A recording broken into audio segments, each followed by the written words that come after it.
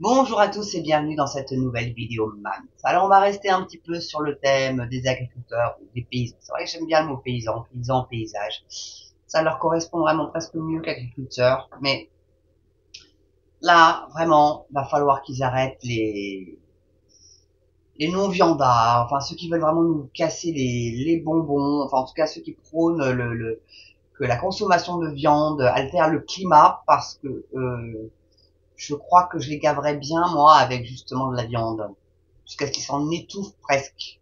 Non, mais ça m'énerve. Donc là, c'est un article de France Info. Vous allez voir, il y a de quoi péter un plomb. Donc, réduction de la consommation de viande. Les éleveurs ont besoin de soutien pour adapter la production, plaide la présidente du Haut Conseil pour le climat.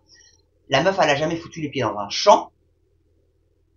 Elle a peut-être vu les vaches quand elle était dans un train. Et encore, si elle prend le train, cette bonne femme, parce que du haut de son jet, elle risque pas de les voir, les vaches.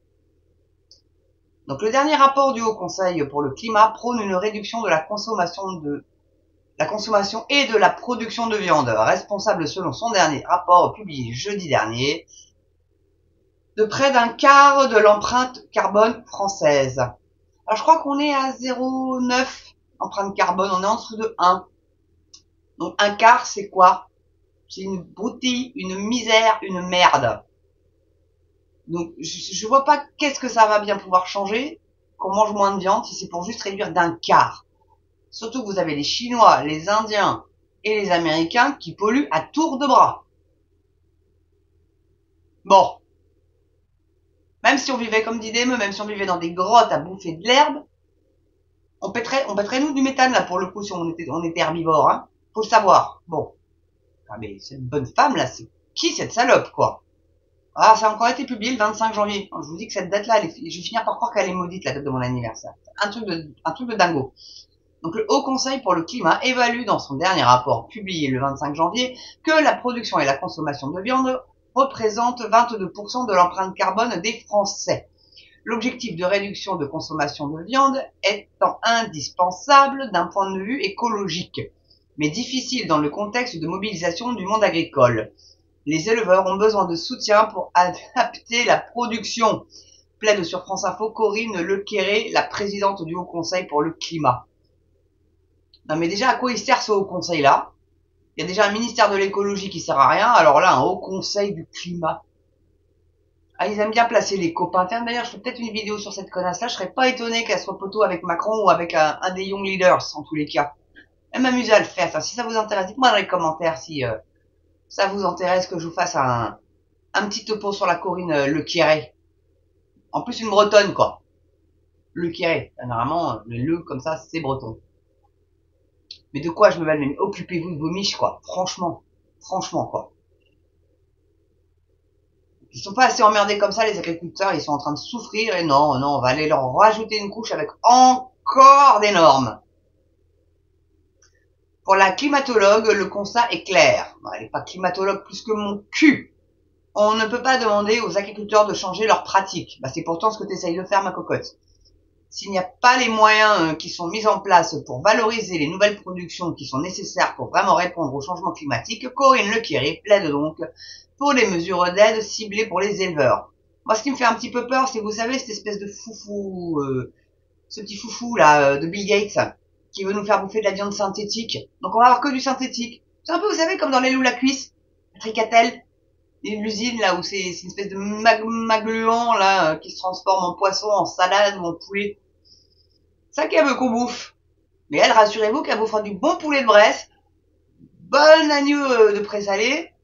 D'ailleurs, une vidéo qui doit sortir là-dessus. Ils vont aussi aller emmerder un pauvre berger. Hein. Les verts pastèques, hein. C'est toujours eux, de toute façon.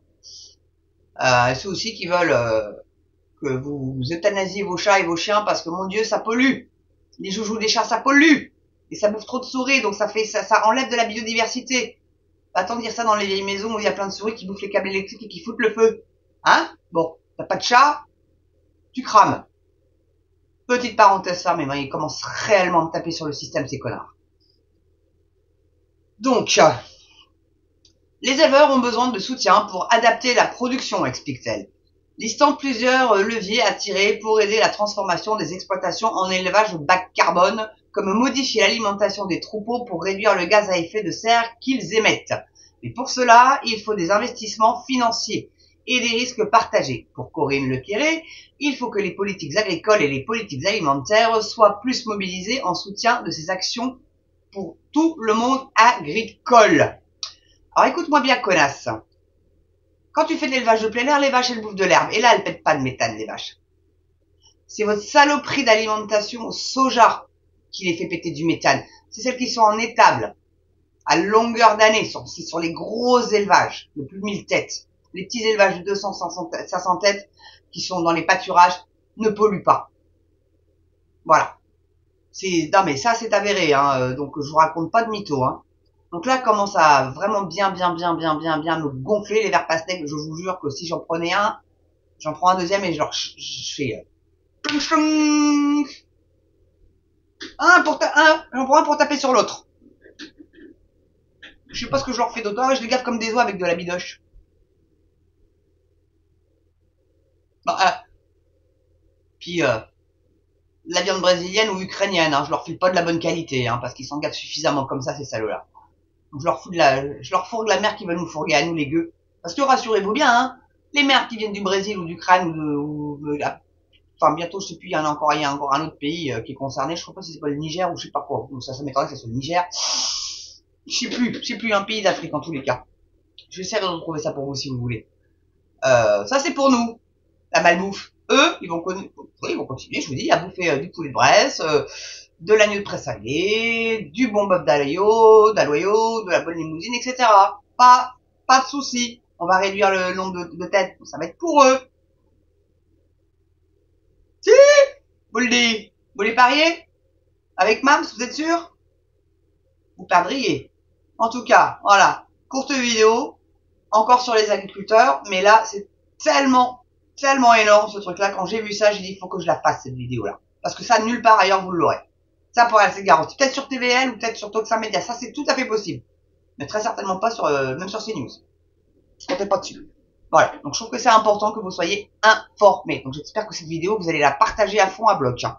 Donc, pour qu'elle soit en visibilité, les pouces, l'abonnement, c'est très important pour que les algorithmes la mettent en avant, la vidéo. Vous comprenez? Et c'est pas pour que tout le monde voit ma trogne. Hein. C'est vraiment pour informer les gens. Vous voyez, j'ai pas cet ego-là.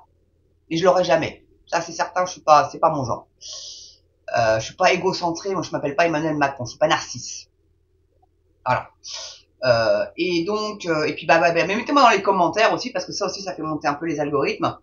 Mettez-moi dans les commentaires hein, ce que vous pensez. Est-ce que vous êtes comme moi, vous pensez qu'on vit dans un monde de dingo de verre pastèque, là, qui place les copains comme ça à des postes qui peut pas trop utiles, mais qui nous emmerdent bien, hein. La taxe carbone, la taxe verte, tout ça pour nous taxer, en fait. Parce que les importations qu'on fait en plus de l'autre bout du monde, hein, c'est pas d'Espagne, c'est pas d'Italie, c'est pas d'Angleterre, non. C'est à 10 000 km de chez nous, quoi. Bon, enfin, du moins à 6 heures d'avion. Ok? Bon, ça vient en bateau. Mais quand même, ça pollue les océans. Pour le peu qu'ils aient une fuite de pétrole, marée noire, on connaît. Donc, ce qui est le mieux, en fait. Non, le mieux, c'est le local. Voilà. Et à prix raisonnable. Si on a de la quantité, qu'on respecte l'offre et la demande, qu'on fait pas de gâchis, après on peut toujours exporter les excédents, mais qu'on garde pour notre pomme, parce qu'on importe des trucs d'Espagne, et on importe des trucs d'Espagne, et on exporte le même produit de France chez eux. Donc on prend des tomates espagnoles et ils bouffent les bonnes françaises. Moi je dis que ça va pas. Voilà. En tout cas, merci d'avoir regardé cette vidéo, qui devait être un peu courte, mais finalement elle est pas si courte que ça, parce que j'ai pas mal parlé à la fin. Donc voilà. Bah écoutez, j'espère que vous passerez une belle journée ou une belle soirée selon l'heure à laquelle vous regardez cette vidéo. Surtout n'oubliez pas, prenez soin de vous. Et moi je vous dis à très bientôt pour une nouvelle vidéo même